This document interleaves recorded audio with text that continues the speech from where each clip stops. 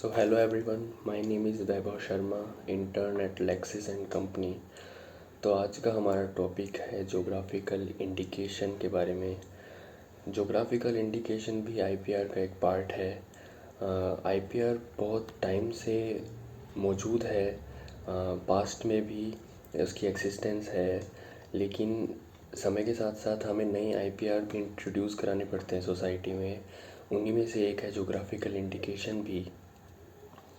तो अगर हम जोग्राफिकल इंडिकेशन की बात करें तो कुछ प्रोडक्ट हैं वो इसलिए फेमस हो जाते हैं क्योंकि वो किसी पर्टिकुलर एरिया से आते हैं। जैसे कि आप नाम में भी देख सकते हैं, जोग्राफिकल इंडिकेशन एक पर्टिकुलर एरिया है, किसी पर्टिकुलर टेरिटरी के बारे में बात करता है, तो उसी से रिलेटेड है।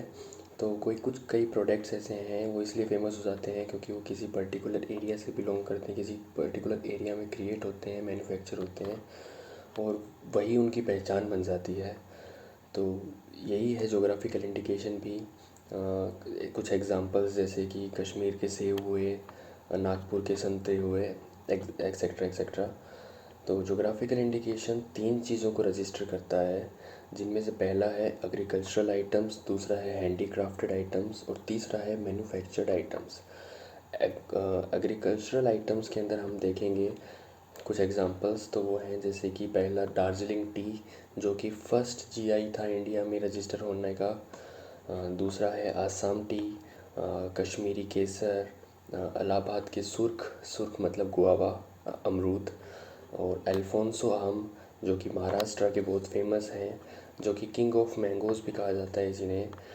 वो वहाँ दो जगह पे स्पेशली उगते हैं, जैसे कि देवगढ़ और रत्नागिरी। वहाँ के अल्फोंसो आम्स बहुत प्रसिद्ध हैं।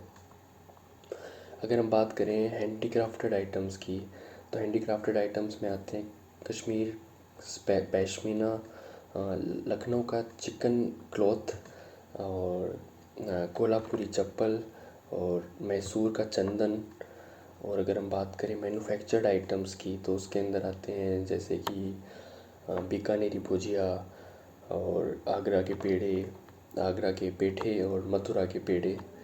तो अगर हम बात करें कि क्या ये जीआई ज़रूरी है, जीआई किस लिए ज़रूरी है, जीआई क्या है, और ये क्या राइट्स देता है किसी होल्डर को।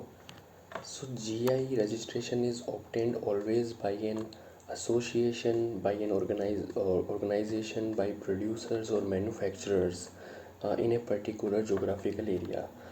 Registration is granted for 10 years।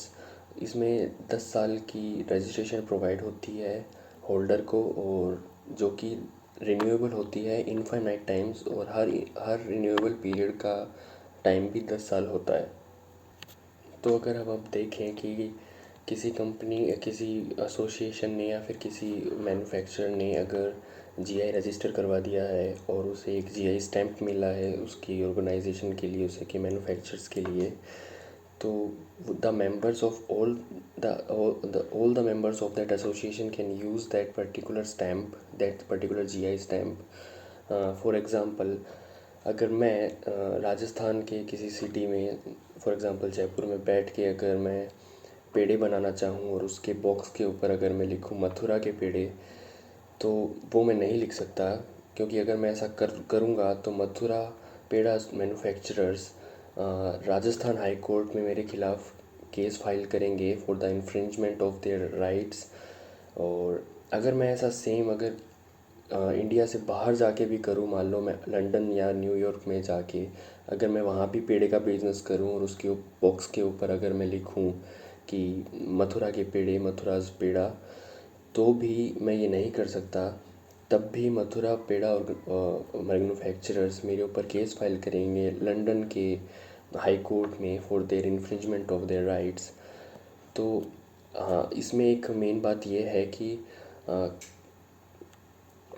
International protection के लिए किसी भी जीआई का उसकी खुद की कंट्री में रजिस्टर होना ज़रूरी होता है, मैंडेटरी होता है। तो अगर हम बात करें कि फ़र्स्ट जीआई जो कि रजिस्टर हुआ था पूरे वर्ल्ड में सबसे पहले, तो वो था शैम्पियन कंपनी का।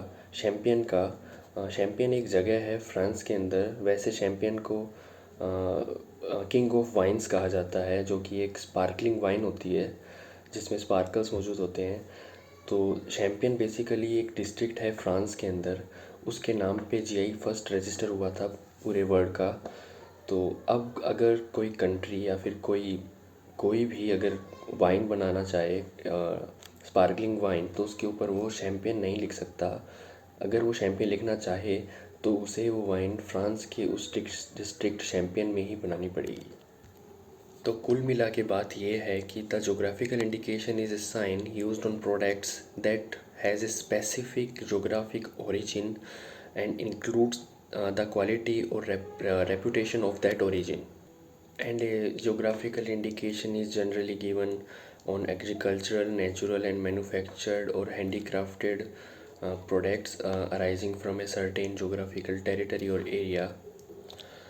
So we can conclude that a registered GI tag prohibits the holder from using the registered mark of GI or its name in any product which is similar or misleading the original product.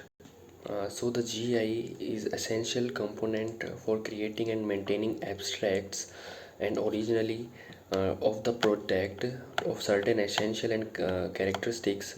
India is not far behind to legally pursue this aspect of intellectual property. Thank you so much.